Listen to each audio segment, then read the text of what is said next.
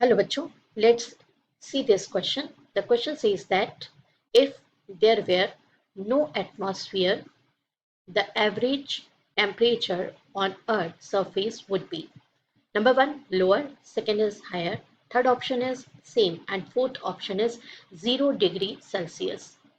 So we have to choose the correct option.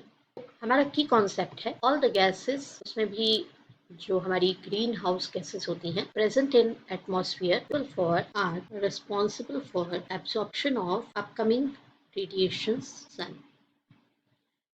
ये हमारा की कॉन्सेप्ट है स्टूडेंट्स, राइट। और इसी की कॉन्सेप्ट के बिहाफ पर हम इस क्वेश्चन को समझने की कोशिश करेंगे और इस डायग्राम से आपको समझाने की कोशिश कर रहे हैं।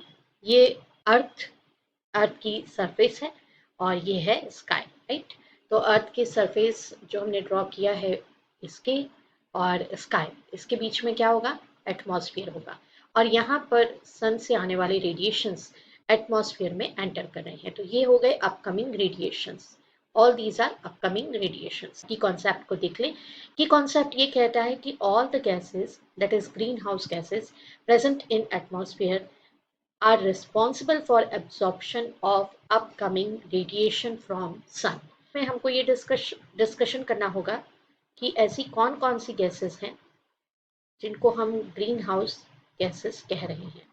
तो उनमें है carbon dioxide, methane, nitrous oxide. और स्टूडेंट्स ये जितने भी अपकमिंग रेडिएशंस हैं वो यहाँ एटमॉस्फेयर में प्रेजेंट गैसेस जो हैं वो क्या कर लेती हैं, एब्जॉर्ब कर लेती हैं।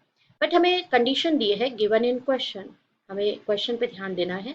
Given in that if there were no atmosphere, तो देन क्या होगा उस कंडीशन में, then in the absence of gases there were no absorption of radiation, no heat produced around earth become ice ball।